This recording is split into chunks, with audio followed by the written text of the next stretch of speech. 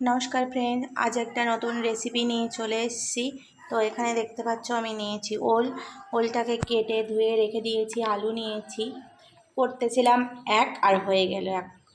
করবো ভাবলাম ওল চিংড়ি, হয়ে গেল হচ্ছে সয়াবিন ওল। তো আর কি করা যাবে, তো এটাই একটা রেসিপি করা যাক। তো সয়াবিন দিয়ে ওল দিয়ে কোনো রেসিপি নেই আমার চ্যানেলে, তো এই কারণে ভাবলাম এটার একটা রেসিপি বানিয়ে ফেলি। কড়াইটা গরম হয়ে গেছে, জলও দিয়ে দিয়েছি। জলটাও দেখো কেমন একটা বুলবুলি টাইপের বেরিয়েছে। এবার আমি এর মধ্যে ওল কেটে রাখা ওলের টুকরোগুলো আর আলুটাকে দিয়ে দেবো। এটা নামিয়ে রাখবো। এটার মধ্যে একটু জল দিয়ে রেখেছি, ভিজে যাওয়ার জন্য। তো এটাকে এবার আমি এই যে কড়াইয়ের মধ্যে দিয়ে দিলাম।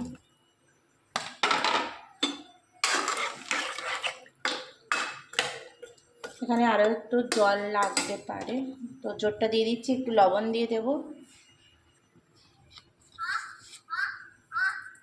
লবণটা দেওয়ার কারণ তাড়াতাড়ি সেদ্ধ হয়ে যাবে, ওই কারণে লবণটা দিয়ে ঢাকা দিয়ে রেখে দিয়েছি। এটা সেদ্ধ হোক 10 মিনিটের জন্য।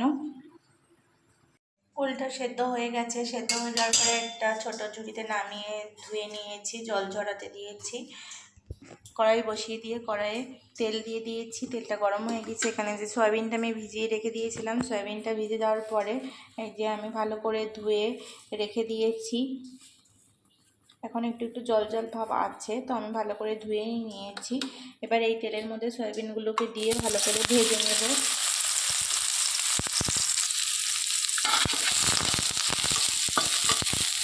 সয়াবিনটা ভাজার সময় আমি কোনোরকম হলুদ দেবো না, না হলে বুঝতে পারবো না যে সয়াবিনটা ভালো করে ভাজা হয়েছে নাকি। সে কারণে একটু নেড়ে চেড়ে ভেজে নিতে হবে।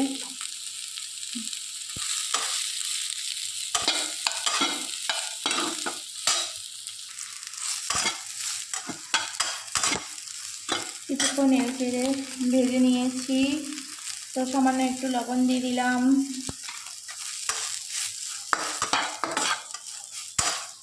সয়াবিনটা কী বলতো, যতই তেল দাও ততই তেল চাই, তেল আর ওর খেয়ে হয় না। তো পরিমাণ মতো বুঝে শুনে তেলটা দিতে হবে। তো এর মধ্যেই আমি এইভাবেই ভেজে নেব। আর একটুখানি ভাজলেই সয়াবিনটা ভাজা হয়ে আসবে। দেখো সয়াবিনের কালারটা চেঞ্জ হয়ে গেছে, সয়াবিনটা আমার ভাজাও হয়ে গেছে। এবারে আমি সয়াবিনটাকে নামিয়ে নেব। রান্না করতে করতে আমাদের এখানে বৃষ্টি চলে এসেছে, বৃষ্টি পড়ছে বাইরে।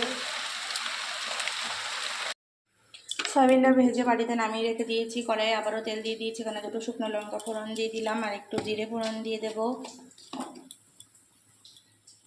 এক চিমটে জিরেও দিয়ে দিলাম তেলের মধ্যে। একটা তেজপাতা দুখণ্ড করে নিয়েছি, দুটুকরো করে নিয়ে বেশ এবার তেলের মধ্যে নেড়ে চেড়ে নেব ফোড়নগুলো থেকে একটা সুন্দর স্মেল আসবে। এবার আমি এখানে রেখে দিয়েছি পেঁয়াজ কুচি, আদা রসুনের পেস্ট আর কাঁচা লঙ্কা দুটো চেরা রেখেছিলাম, তো আবার বেটেও নিয়েছি কিছুটা। পেঁয়াজটাকে আগে দিয়ে দেবো তেলের মধ্যে। পেঁয়াজটা দিয়েছি বলে সামান্য একটু লবণ আর হলুদ দিলাম, যেন তেল ছিটকে গায়ে না লাগে। এই কারণে পেঁয়াজটাকে একটু কষানো হয়ে এলে আদা রসুনের পেস্টটাও দিয়ে দেবো। পেঁয়াজটা কষানো হয়ে গেছে, এবার আদা রসুনের পেস্টটা দিয়ে দিলাম, দিয়ে ভালো করে মিক্স করে নেব।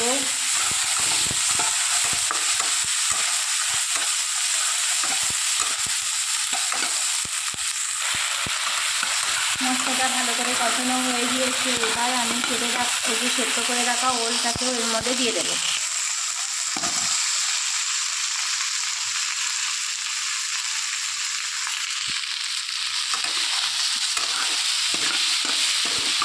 মশলার সঙ্গে ওলটাকেও ভালো করে বেশ কিছুক্ষণ ধরে কষিয়ে নিতে হবে। এখানে এই যে জিরে বাটাটাকেও দিয়ে দেবো। তেলটাতে সামান্য একটু জল দিয়ে ধুয়েও দিয়ে দেবো।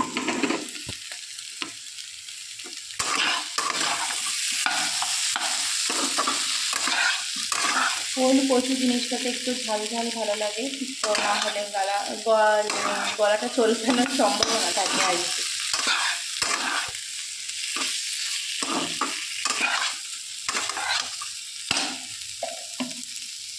কাঁচা লঙ্কা পেস্ট আছে এটাও দেবো। মশলাটা সঙ্গে পুরোপুরি ওটাকেও কষিয়ে নেওয়ার পর একটু জল দিয়ে দিয়েছিলাম। এখানে 1/2 চামচের মতো লঙ্কা গুঁড়ো দিলাম, তো এটা দিয়েছি, কালারটাও আসবে, ভালোটাও হবে।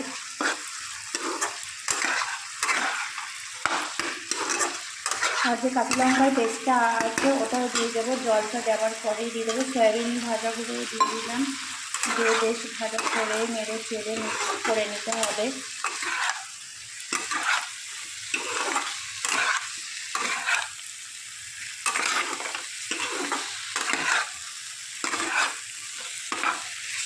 ভালো করে মেখানো কমপ্লিট। এবার আমি এখানে এই যে লঙ্কার পেস্টটাকে দিয়ে দেবো, এর মধ্যে একটু জল দিয়ে ভালো করে দিয়ে দেবো। এই যে লঙ্কার পেস্টটা দিয়ে দিয়েছিলাম, দেওয়ার পরে আর একটু জল দিয়ে দিয়েছি। যেহেতু ওলটা প্রায় সেদ্ধই হয়ে গেছে, তো খুব বেশিক্ষণ লাগবে না এটা রান্নাটা হতে। এবার এর মধ্যে লবণ আর হলুদ পরিমাণ মতো দিয়ে দেব। জিরে তো বাটাই দিলাম, কষাতে কষাতে যেহেতু লবণ দিয়েছিলাম ওই কারণে 1 চামচের মতোই দিচ্ছি, ছোটো চামচের পরে লাগলে আবার দেওয়া যাবে। 1/2 চামচের মতো হলুদ দিয়ে দিলাম, দিয়ে ভালো করে নেড়ে চেড়ে মিশিয়ে দেব।